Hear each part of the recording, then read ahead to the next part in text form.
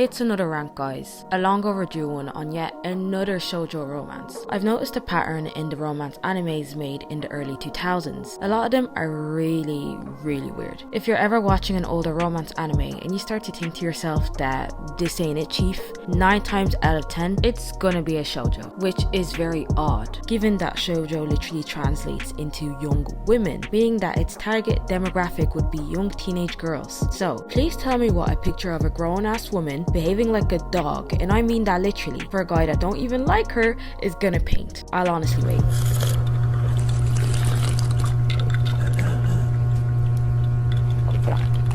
We are not out here teaching young girls how to act a fool. I'm looking at you, Wolf Girl and Black Prince. Anyways, back to the topic at hand. This reoccurring issue of normalizing toxicity seems to be the case for a shoujo anime written in the late 90s by Yoko Kamio called Boysoverflowers, or Hana Yori Dango in Japanese. Boysoverflowers has to be one of the worst culprits of this. And what's worse is how fast it pumps out these toxic scenarios back to back. But sorry, it looks like I'm getting ahead of myself just a bit, so let me backpedal to what it's actually about. This show follows the story of Tsukushi Makino, who is your averagely average heroine, who also happens to be broke because of course she is. She attends an elite high school, which is just a school in name alone, because there are no classes. There's literally 2 teachers in the entire coliseum of a school who are either on holidays or just paid to do anything but teach.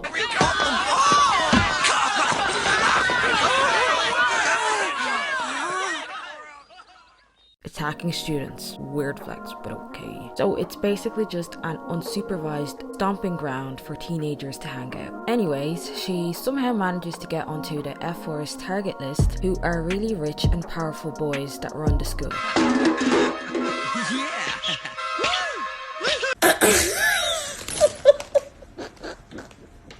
Sorry, it's just really hard to take these guys seriously when they're randomly whipping out dance choreographies in the middle of an episode like it's High School Musical. Like, what is going on?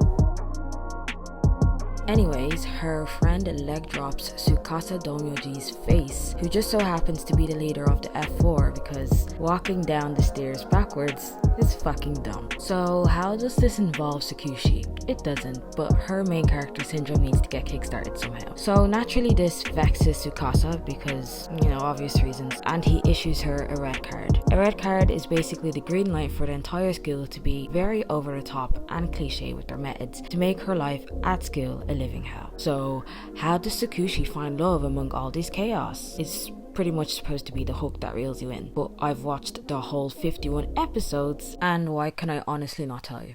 Tsukushi has 2 main love interests that she yo-yos back and forth: Tsukasa and Rui Hanazawa. According to Tsukushi, you always have to say the surname, even when it makes no sense to say the surname. Yeah, it gets really weird and cringy real fast. Out of the 2 contenders, Rui is the lesser evil, but don't get me wrong, he's a grade A dickhead and has done a lot of shitty and toxic stuff, so that's saying a lot. Number 1 on Rui's list of toxic moves. He goes after Tsukushi even though he knows that he doesn't like her, and he also knows that Tsukasa, his childhood friend of 10 plus years, actually likes her. But he chooses to be a dickhead and continues to pursue her anyways just because the girl he actually likes has severely friend-zoned him. So that means he's entitled to a 20 episode long tantrum.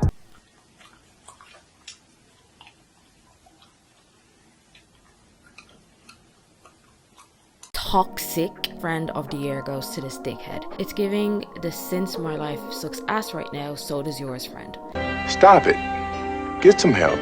But I don't have much of a bone to pick with Rui, because in comparison to Tsukasa, he's a bleeding angel. Tsukasa is toxic masculinity personified. He's as textbook as you can imagine. He barely shows other emotions besides anger and jealousy. He feels the need to bully and beat people up to the point where they drop out or get crippled because bullying is apparently manly and hot and doesn't hint at any underlying problems such as some deep-rooted insecurities. His treatment of women is honestly disgusting. He likes to assault them and has or attempted to do so on many different occasions. He slapped Tsukushi at least 3 times. He tried to attack the female teacher with a chair, and he also tried to attack Shigeru his fiance in one of the later episodes. Every time this has happened, it was brushed over and not talked about again, like it was a trivial matter that can be dismissed with an "No one can stop Tsukasa when he gets like that." Like, what the hell is honestly wrong with these writers? He's also very possessive and unhealthily obsesses over Tsukushi because he genuinely thinks he's entitled to her. He even kidnaps her in the second episode and thinks she'll want to be with him because he made her look pretty. He also goes to her house, uninvited, finds her address. Like, What?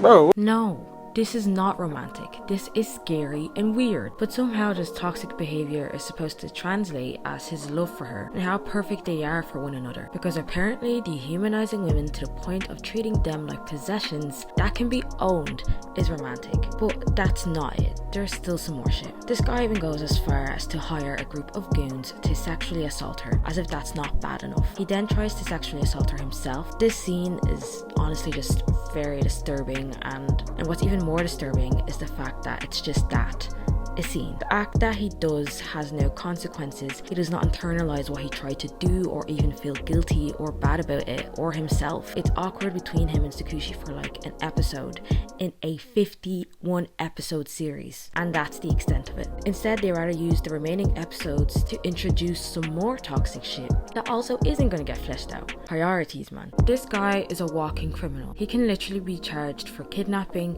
attempted murder, attempted sexual assault, aggravated assault, assault and battery, and domestic violence. How do people like him? This guy has racked up at least 50 years in prison, and yet we're supposed to root for him and take him seriously as one of the main love interests of the story. The main love interest. I can already hear the he's had a tough upbringing argument, but having trauma isn't a justification for abuse. Someone call 911 and get this man behind bars. This is honestly tragic how these shoujos are putting forth the notion that abuse is okay, as long as you've loved them, because love solves all. Because it doesn't, as we've seen when Tsukasa reverted back to his abusive tendencies later on and slapped Tsukushi again, despite claiming that he loved her. This BS barely works for Barbie and My Little Pony, whose target demographic is kids, and their suspension of disbelief is literally always on 100 because they're kids. I honestly don't know what Daughter was thinking. It's okay to write a story about toxic relationships and what that looks like for both people inside and outside the relationship. Honestly, I think it's a good way to promote awareness on the subject matter, especially when the consequences and effects caused to the people involved is heavily outlined and explored in the story. But frame it as what it is, a toxic love story. What you do not do is normalize abusive behavior like it's just a silly character trait, like being a little too prideful. It's one of many very serious issues of our time and should be treated like that.